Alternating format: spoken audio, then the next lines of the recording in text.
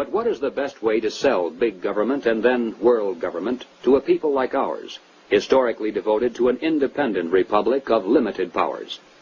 The answer is simple. In revolutionary literature, the tactic is known as pressure from above and below. It's the strategy that Colonel House laid down in his book, Philip Drew, Administrator. Deliberately create problems, and then offer only those solutions that result in the expansion of government.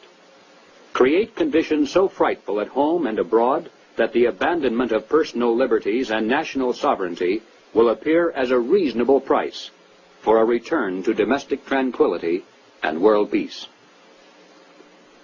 If those who seek world dominion can stimulate leftist mobs into violent confrontation with local law enforcement, and also provide exhaustive news coverage so that the entire nation can see and tremble, then the peaceful and freedom-loving majority can be programmed to accept a vast expansion of government powers and even a national police force, offered supposedly to end the violence.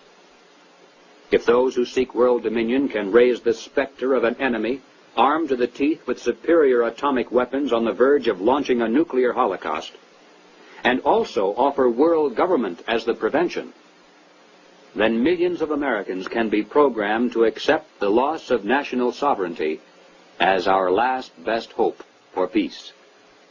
This is the meaning of pressure from above and below.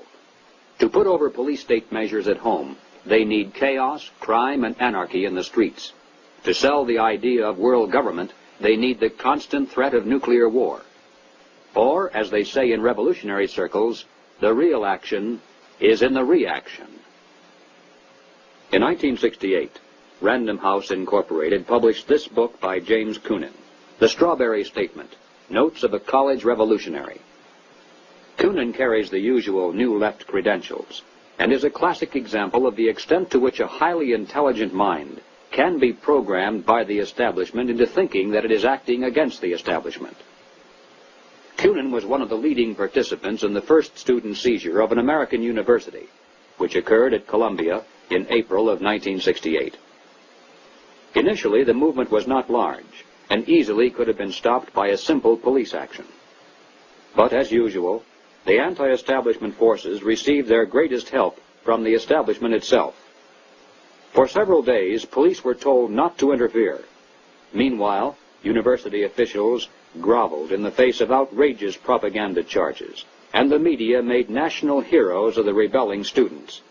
MGM even made a movie out of Coonan's book. On page 130, Coonan wrote, "In the evening I went up to the U to check out a strategy meeting. A kid was giving a report on the SDS convention. He said that at the convention, men from Business International roundtables, the meeting sponsored by Business International for their client groups and heads of government, tried to buy up a few radicals. They offered to finance our demonstrations in Chicago. We were also offered ESSO, or Rockefeller money. They want us to make a lot of radical commotion so they can look more in the center as they move to the left." Jerry Kirk, while a student at the University of Chicago, was active in the SDS, the Du Bois Club, the Black Panthers, and the Communist Party. In 1969, Mr. Kirk broke from the party, and the following year testified before the House and Senate Internal Security Committees. Here is what Mr. Kirk has told us. "Young people have no conception of the conspiracy strategy of pressure from above and pressure from below. They have no idea that they're playing into the hands of the establishment they claim to hate.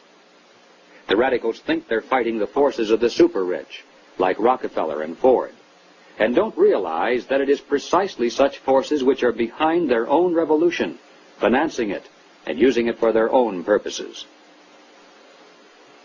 When Stokely Carmichael was head of the militant revolutionary group known as SNCC, he was invited to speak at the University of Chicago.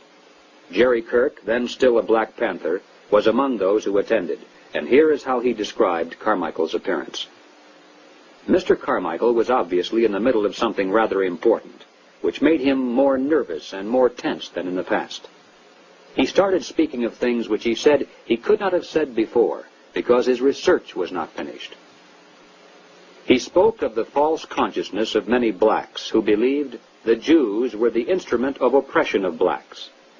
And he made note of the fact that even though many Jewish people, for example in New York, own quite a bit of land, one must understand that the overwhelming percentages of mortgages in Harlem was owned not by Jewish people, but by Morgan Guarantee Trust, the Morgan family, and Chase Manhattan Bank, the Rockefellers.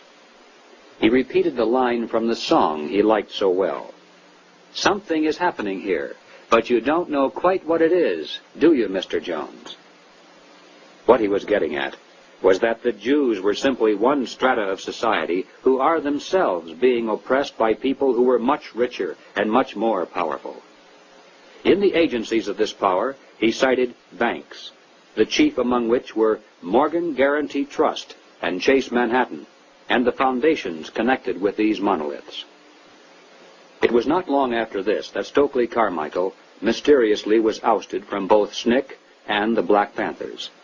Apparently, he had learned too much. More and more young radicals are beginning to wake up to the fact that their entire lives have been carefully programmed by the very people who are their hate symbols. They're beginning to realize that their so-called anti-establishment outlook actually is the calculated product of the establishment press, the establishment communications media, the establishment entertainment industry, the establishment schools. Rich men's corporations publish and popularize revolutionary books and songs. Through advertising, rich men's businesses subsidize revolutionary magazines. Rich men's tax-exempt foundations pour millions of dollars into left-wing organizations.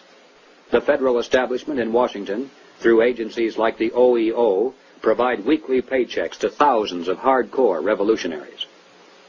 And so we return again to the basic question, why? Why does the establishment publicly condemn but privately support the anti-establishment movement?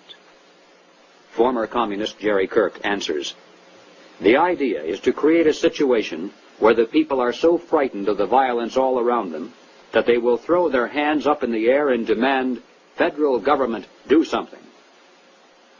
And the only choice open will be martial law.